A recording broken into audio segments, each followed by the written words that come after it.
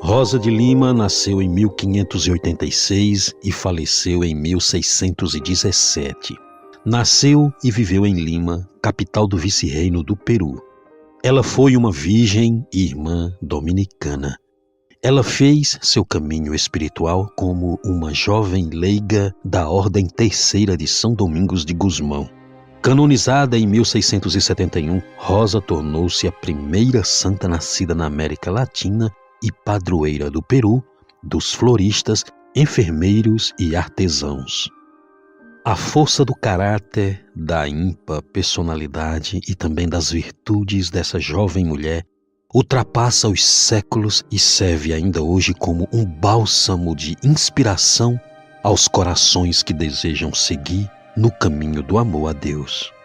O amor de Rosa foi reconhecido pelo Papa Bento XVI, que ainda na condição de cardeal Ratzinger, em 1986, disse que Rosa personificava muito bem a Igreja da América Latina. Uma igreja que vivia constantes provas e provações de uma vida praticamente desprovida de meios materiais e, apesar desses pesares, essa mesma igreja estava sempre cheia de um fervoroso amor à pessoa divina de Jesus Cristo.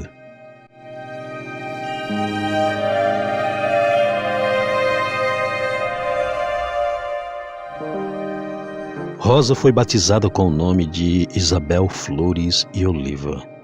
E quem lhe deu o nome Rosa foi a sua ama, uma senhora chamada Mariana, que era de origem indígena. Mariana ficou encantada com a extraordinária beleza da menina e disse que Isabel era tão linda como uma rosa. E o nome foi aceito de imediato, tanto que, a partir daquele momento, o nome Isabel de Flores foi praticamente esquecido. Mas dizem também que a troca do nome foi motivada pela devoção que a menina tinha pelo Santo Rosário, que, aliás, era uma prática muito forte na cidade. E a própria Rosa fez questão de acrescentar mais tarde o nome de Santa Maria, como uma forma de expressar seu terno amor que ela sempre nutria pela Santíssima Virgem, Mãe de Jesus. E como Rosa nasceu na cidade de Lima, ela também será conhecida mais tarde como Rosa de Lima, a exemplo de tantas outras grandes almas servas de Deus que carregam o nome da localidade de seu nascimento. Por exemplo, Santa Catarina, que nasceu em Siena ou Siena, na Itália, e entrou para a história como Santa Catarina de Siena. Aliás, Catarina de Siena era uma fortíssima inspiração e modelo de vida para a jovem Rosa de Lima. E eu recomendo que você assista aqui no canal a incrível história de Santa Catarina de Siena, virgem e doutora da Igreja. No momento de seu nascimento, o pai de Rosa escreveu uma breve anotação no livro da família, onde ele dizia que a filha nasceu de um parto sem dor e sem dificuldades, e isso foi tido para eles como um milagre da divina providência. Portanto, o fato era mesmo motivo de muita gratidão a Deus. Para os pais de Rosa, o nascimento de um filho era uma verdadeira dádiva do céu derramada sobre os pais da criança. E é com esse conceito de prosperidade e abundância que o casal vai ter vários filhos, na verdade, 11 filhos. Os pais de Rosa eram o senhor Gaspar de Flores e Maria de Oliva. Gaspar nasceu na Espanha e ainda muito jovem ele emigrou para Lima. Ele era um homem alto, magro e forte e trabalhava na brigada de arcabuzes. Ali ele fazia a segurança pessoal do vice-rei de Lima, o senhor Dom Andrés Hurtado de Mendonça. E quanto à mãe de Rosa, a senhora Maria de Oliva e Herrera, era uma costureira que nasceu ali mesmo em Lima, embora seus pais fossem espanhóis. A senhora Maria era conhecida na sociedade como uma mulher de personalidade forte, decidida e muito clara em seus objetivos. As atividades domésticas e também a educação dos filhos eram por conta dela. Ela muito se dedicou para que os filhos conseguissem alcançar a coroa da perfeição, seja na vida profissional, na vida religiosa e também na sociedade de seu tempo. A educação que a senhora Maria deu a Rosa foi exemplar, amorosa e fraterna. Além de demonstrar uma piedosa devoção, Rosa vai exercitar de forma mais fervorosa não apenas a oração e a penitência, mas principalmente a caridade e serviço aos mais necessitados. Seus pais se mostravam muito preocupados com a saúde da filha e pediam que ela moderasse um pouco seus atos penitenciais, por exemplo. E isso porque, ainda muito pequenina, Rosa decidiu fazer voto de castidade e consagrar sua vida inteiramente a Deus em alguma ordem religiosa. Ali, ela poderia cuidar dos enfermos e também dos mais pobres da cidade. A menina dizia que essa era a sua missão. Porém, seus pais foram imediatamente contra essa decisão da filha, até porque eles tinham outros planos para ela, não é? No entanto, eles perceberam que Rosa estava mesmo decidida em suas intenções, então eles permitiram que Rosa, que já estava com 11 anos de idade, cuidasse das mulheres pobres e doentes que geralmente não tinham recursos e nem a quem recorrer. E Rosa construiu ali mesmo uma sala em sua própria casa, onde ela atendia os mais pobres da cidade de Lima. Ela chamou essa sala de enfermaria. Não demorou muito para que aparecessem logo relatos de curas e milagres acontecidos ali naquela enfermaria de Rosa. Do ponto de vista material, o senhor Gaspar percebeu que seus negócios não estavam prosperando de jeito nenhum. Por mais que ele tentasse, sempre ele estava envolvido em grandes dificuldades financeiras. Com os negócios indo de mal a pior, a família Flores e Oliva finalmente declarou falência e Rosa, como era uma das filhas mais velhas, teve que trabalhar muito. Ora como empregada doméstica, depois trabalhava como agricultora, cuidando de hortas, e quando chegava em casa ela ainda exercia o ofício de bordadeira até altas horas da noite. Era impressionante ver a sua simplicidade, obediência e disposição ao serviço. Na manhã seguinte, quando ela fazia a entrega dessas encomendas na casa de seus clientes, ela aproveitava a oportunidade para falar do Evangelho àquela família, levando uma palavra de esperança e conforto àqueles corações que muitas vezes estavam entristecidos e solitários. Certa vez, quando orava diante da imagem da Virgem Santíssima que segurava o menino Jesus, Rosa ouviu a voz daquele divino menino que lhe dizia: Rosa, dedique a mim todo o seu amor.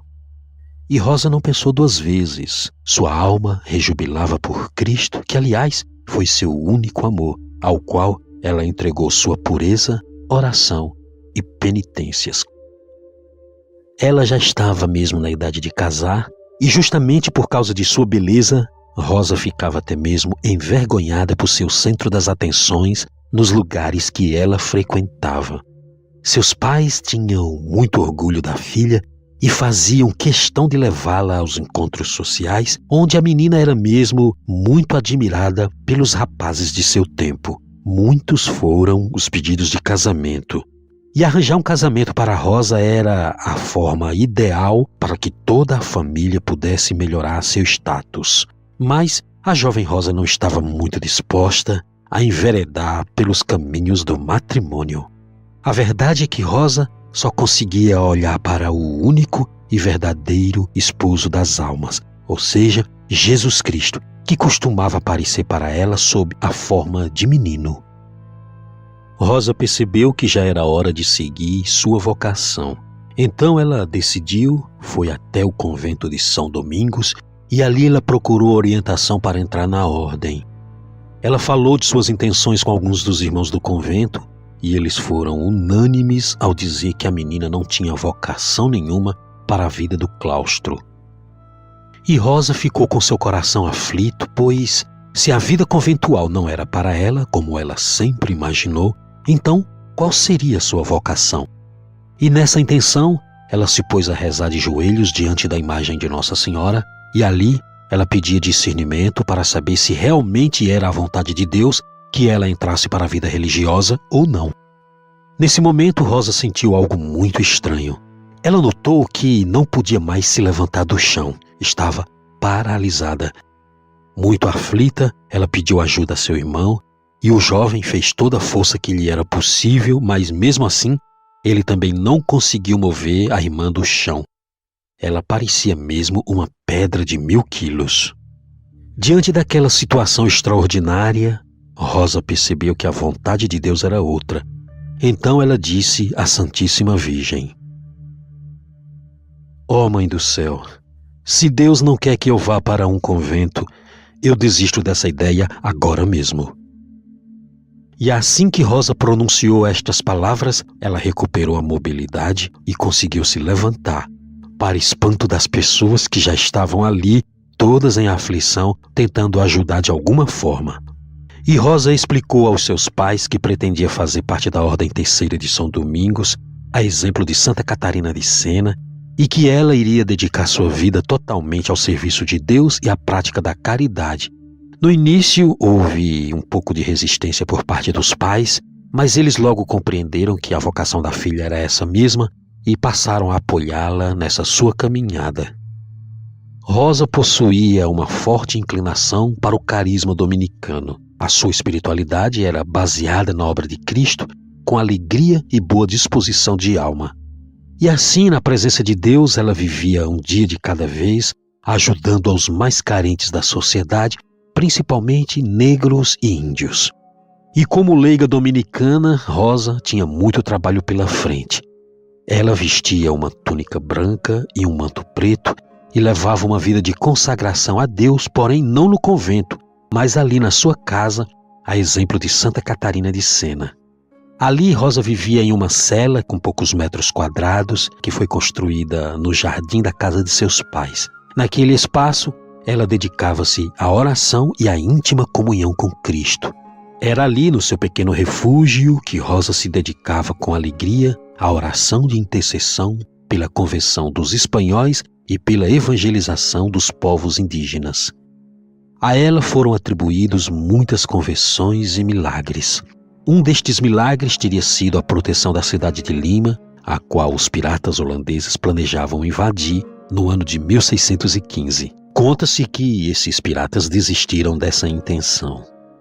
Todos os seus biógrafos e confessores, como por exemplo o Frei Juan de Lorenzana, todos eles vão confirmar que Rosa, devido à sua piedade e devoção, possuía o dom de fazer milagres.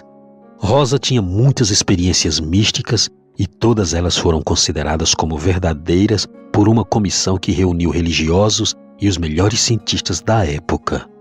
A porta do seu pequeno monastério, por assim dizer, vivia repleta de pessoas que vinham de todos os lugares em busca de orações e conselhos. Rosa possuía uma pequena imagem do menino Jesus e ela oferecia essa imagem para ser beijada pelos fiéis. Ela dizia que quem fazia os milagres era o menino Jesus, a quem ela chamava carinhosamente de seu doutorzinho. Muita gente se perguntava como Rosa conseguia dar conta de tanto trabalho e queriam saber se ela não sentia cansaço ou medo das doenças e até mesmo da morte. Rosa simplesmente dizia: Cristo é a minha força, a oração é meu baluarte, a fé é meu escudo. Rosa tinha um coração leve e alegre, ela não parava de contemplar a beleza da criação do Criador.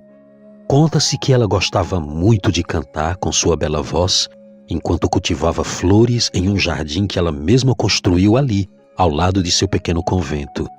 Quando essas flores estavam crescidas, ela colhia e vendia para que isso pudesse ajudar na economia da família. Conta-se também que as suas flores eram bastante requisitadas na cidade. Dizem também que Rosa teve uma grande amizade com São Martinho de Porres. São Martinho era o enfermeiro do convento de Santo Domingo e Rosa geralmente ia lá para ajudar no atendimento aos enfermos e também escravos. São Martinho de Porres era 7 anos mais velho que Rosa.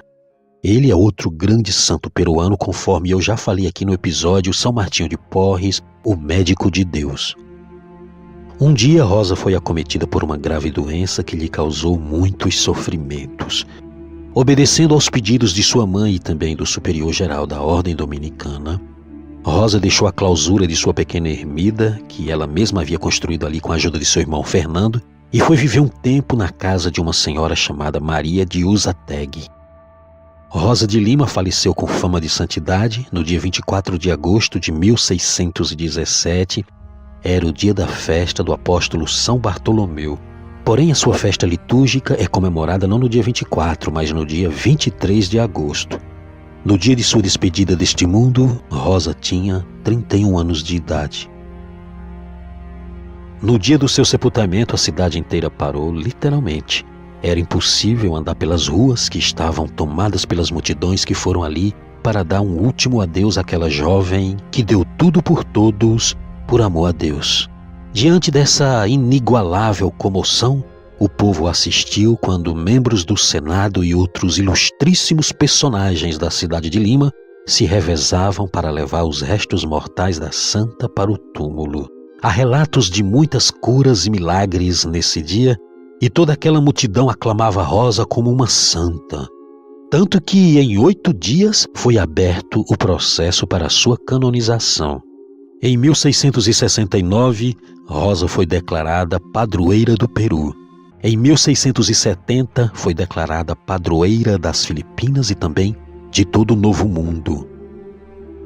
Em 1671, ou seja, menos de 50 anos após seu falecimento, Rosa foi finalmente declarada santa da Igreja, sendo a primeira santa da América. Tem uma história muito curiosa sobre isso, é que o Papa da canonização de Santa Rosa de Lima era o Papa Clemente X. Ele não estava ainda tão certo se aquele era o momento preciso de fazer essa canonização, até que um milagre aconteceu. Conta-se que sobre o pontífice começou a cair uma chuva de rosas tão impressionante que o Papa não teve mais dúvidas quanto à canonização da santa peruana. No dia 27 de outubro de 1940, o Papa Pio XII transmitiu uma mensagem especial para o Congresso Eucarístico em Arequipa, ali no Peru. Nessa mensagem, o Santo Padre relembrou a todos que Rosa despontou no Jardim de Lima como a primeira flor de santidade de toda a América. Uma flor cândida como o lírio e púrpura como a rosa. O Papa disse ainda que Rosa de Santa Maria viveu em retiro entre os espinhos da penitência e que sua caridade foi uma ardorosa imitação de sua mãe espiritual, Santa Catarina de Sena. Cientistas da Ibrafol, que é a equipe brasileira de antropologia forense e odontologia, foram até a capital do Peru e ali, em parceria com outros cientistas da Universidade de São Martinho de Porres, conseguiram autorização dos irmãos do convento de Santo Domingo de Lima para pesquisar as relíquias de Santa Rosa. A intenção dessa equipe de cientistas era a reconstrução aproximada do rosto real da santa. Essa equipe já havia feito também a reconstrução do rosto de São Martinho, conforme falei aqui no canal. Os cientistas fizeram uma impressionante imagem virtual e um busto de Santa Rosa em 3 dimensões. Essa imagem foi apresentada durante a celebração da festa litúrgica da Santa, no dia 23 de agosto de 2015, na igreja de Santa Rosa de Lima, que fica na cidade do Guarujá, estado de São Paulo, Brasil. Ali, os fiéis brasileiros tiveram o privilégio de conhecer o rosto da padroeira da América. Nas últimas horas do dia 23 para 24 de agosto de 1617, Rosa vivia seus derradeiros momentos nesta terra de exílio. Ali, a jovem santa, com bastante fervor, renovou seus votos religiosos e, em seu leito de dor, ela deixa transparecer com clareza o valor do sofrimento humano associado ao sofrimento de Cristo Redentor. E é com essa perspectiva que, naquele leito de longa enfermidade, Rosa fez uma de suas orações mais profundas. Ela rezava: Meu Deus, se quiseres, podeis aumentar o meu sofrimento, contanto que aumenteis também o meu amor por vós.